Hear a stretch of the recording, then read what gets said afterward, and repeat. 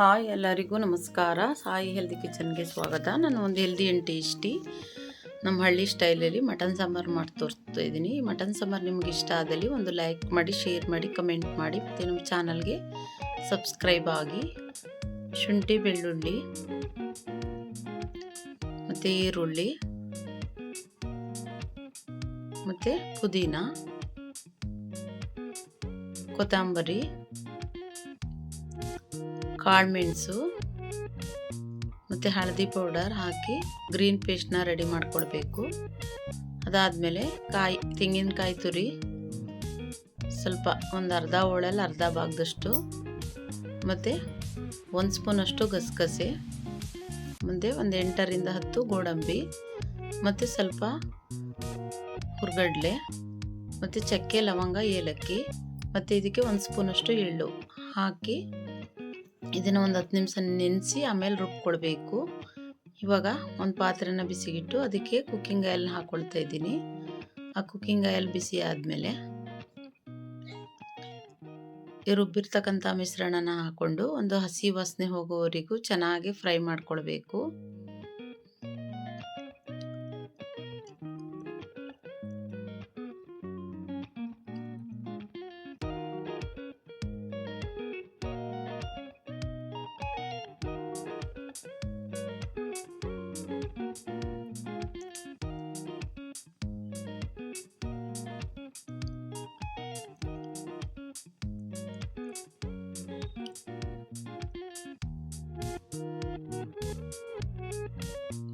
ಇವಾಗ mutton add ಮಾಡ್ಕೊಳ್ತಾ ಇದ್ದೀನಿ.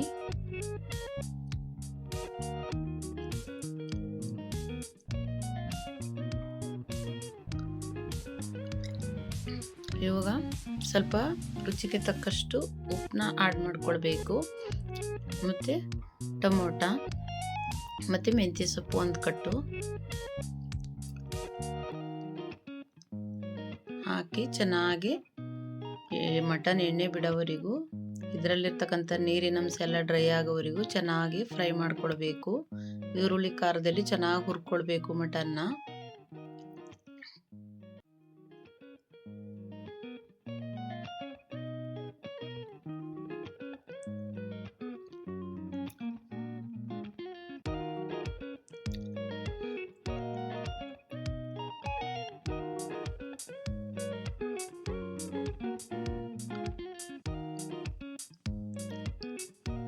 ನೋಡಿ ಚೆನ್ನಾಗಿ ಫ್ರೈ ಆಗಿದೆ ಮಟನ್. ಇವಾಗ ಇಷ್ಟು ಇಲ್ಲಿವರೆಗೂ ಚೆನ್ನಾಗಿ ಡ್ರೈ ಮಾಡ್ಕೊಳ್ಬೇಕು.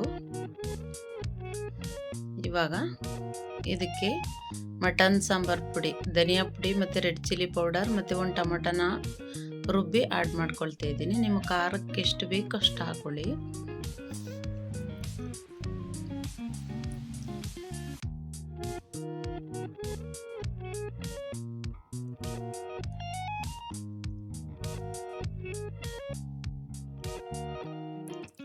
ಈ ಖಾರದ್ದೆಲ್ಲ ಹಸಿ ವಾಸನೆ ಹೋಗೋವರೆಗೂ 1 ನಿಮಿಷ ಚೆನ್ನಾಗಿ ಫ್ರೈ ಮಾಡ್ಕೊಳ್ಬೇಕು. ಇವಾಗ ನೀರನ್ನ ಆಡ್ ಮಾಡ್ಕೊಳ್ತಾ ಇದ್ದೀನಿ.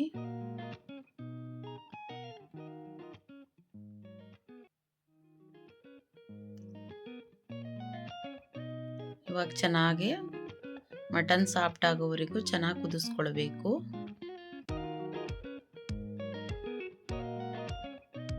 ಇವಾಗ ಚೆನ್ನಾಗಿ ಕುದೀತಾ ಇದೆ, ಮಟನ್ನು ಸಹ ಸಾಫ್ಟ್ ಆಗಿದೆ. ಈಗ ಇದಕ್ಕೆ ಕಾಯಿ ರಸನ ಹಾಕ್ಕೊಳ್ಬೇಕು. ಗೋಡಂಬಿ ಗಸಗಸೆ ಎಲ್ಲ ರುಬ್ಬಿದ್ವಲ್ಲ ಅದನ್ನು, ಆ ಮಿಶ್ರಣನ ಹಾಕ್ಕೊಳ್ಬೇಕು.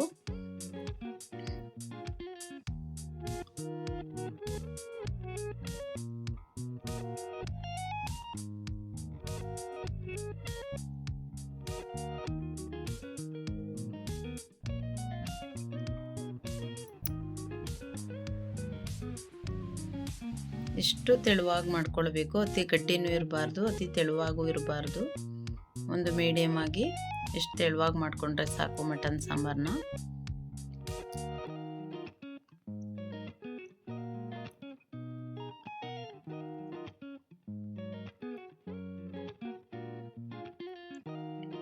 ಇವಾಗ ಫ್ಯಾಟ್ ಇತ್ತಲ್ಲ ಮಟನ್ದು, ಅದನ್ನು ಇವಾಗ ಆಡ್ ಮಾಡ್ಕೊಳ್ಬೇಕು.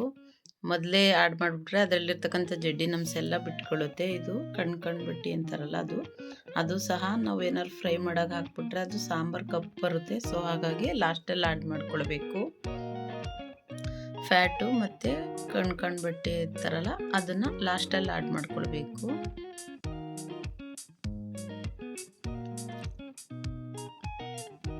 ಇವಾಗ ರುಚಿಗೆ ತಕ್ಕಷ್ಟು ಉಪ್ಪನ್ನ ಆ್ಯಡ್ ಮಾಡ್ಕೊಳ್ತಾ ಇದ್ದೀನಿ.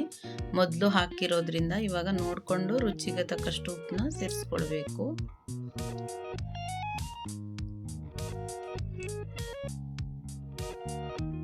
Healthy and tasty mutton sambar ready ಆಯಿತು. ತುಂಬ ಟೇಸ್ಟಿಯಾಗಿರುತ್ತೆ. ನಾನು ಮಾಡಿರ್ತಕ್ಕಂಥ ಮೆಥಡಲ್ಲಿ ಒಂದ್ಸರಿ ಫಾಲೋ ಮಾಡಿ, ನೀವು ಮತ್ತೆ ಮಾಡ್ಕೊಳ್ತೀರಾ. ಅಷ್ಟು ಟೇಸ್ಟಿಯಾಗಿರುತ್ತೆ ಮಟನ್ ಸಾಂಬಾರು. ಮತ್ತೊಂದು ಹೆಲ್ದಿಯಾದ ರೆಸಿಪಿಯೊಂದಿಗೆ ಬರ್ತೀನಿ. ಎಲ್ಲರಿಗೂ ಧನ್ಯವಾದಗಳು.